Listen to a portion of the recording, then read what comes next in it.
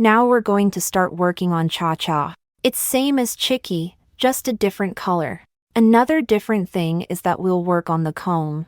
Okay, let's talk about tools and materials. So on screen at the moment are the colors you are going to need: a main color white for his body, some red for the comb, and some yellow for the mouth. You're also going to need an 8mm hook, needle and stitch markers, scissors, safety eyes, and some stuffing. We're going to start by making the magic ring. I'll be using white yarn to show you how to crochet in most of the videos, but go ahead and switch it up with other colors in your kit to match the project. Let's pull the yarn end out from the middle. It might seem like a bit of a mess right now, but no worries, we'll find it. Alright, now let's make a slip knot with crochet hook. Hold your non-dominant hand with the palm facing you, place the yarn tail in your palm, and wrap the yarn around your pointer and middle fingers. Pinch it here with your thumb and pointer finger. Now, grab your crochet hook, point it downward, insert it through the loop, and hook the yarn to pull it out. Release your thumb and pointer finger, and there you have it, a slip knot.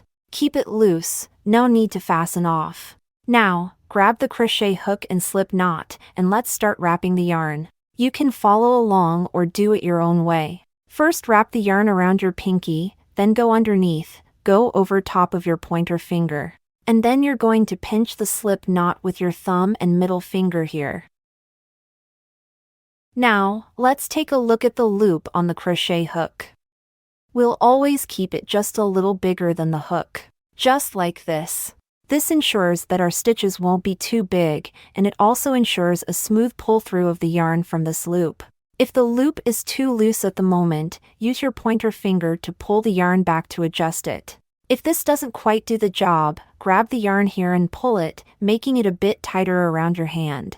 On the flip side, if the loop is too tight, just pull your crochet hook to loosen it. Alright, now raise your pointer finger slightly, pull the yarn taut, point the crochet hook downward. Now rotate it around. And then over the yarn. This is called yarn over. Now we're going to pull it through this loop. When the hook's tip is close to the loop, gently raise the crochet hook, ensuring a slight angle between the hook tip and the loop, just like this, then pulling the yarn through this loop. Then, rotate your hook back to its original position. Now, we're going to pull it tight. Next, let's get into making our first single crochet. Now, point the crochet hook downward. Then insert it in this loop here. Now rotate it around, and then over the yarn, we're going to pull it through this loop. Now, rotate your hook back to its original position. Okay, we've got 2 loops on the crochet hook. We're going to yarn over one more time, then pulling the yarn through these 2 loops. Alright, point the crochet hook downward, rotate it around and over the yarn. Now lift the crochet hook, ensuring a slight angle between the hook tip and the loop, then pull the yarn through these 2 loops. Congrats, you've completed your first single crochet. Let's take a look at what it looks like. This V-shaped loop is your first single crochet stitch. Let's go ahead and attach a stitch marker to it.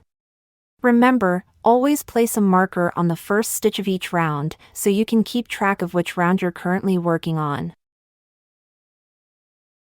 Besides, if it's tricky to control the yarn tension by pinching here, you can also pinch it together with your ring finger.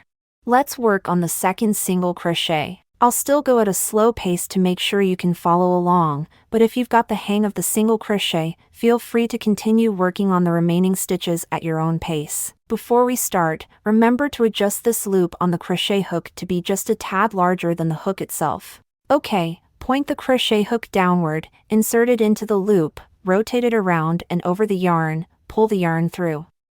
Alright, 2 loops on the hook now. One more time, point the crochet hook downward, rotate it around and over the yarn, pull it back, adjust the angle, pull the yarn through these 2 loops. There you go, we've just finished the second single crochet stitch. Now, let's move on to the third single crochet. Insert the crochet hook through this loop, rotate and grab the yarn, and pull it through. Yarn over again, pull the yarn through the 2 loops. Now, let's go ahead and crochet the remaining 3 single crochet. 4,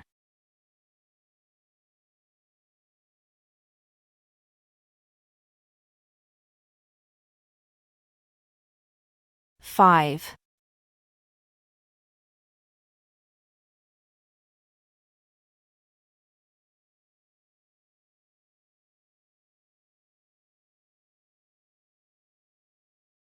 6.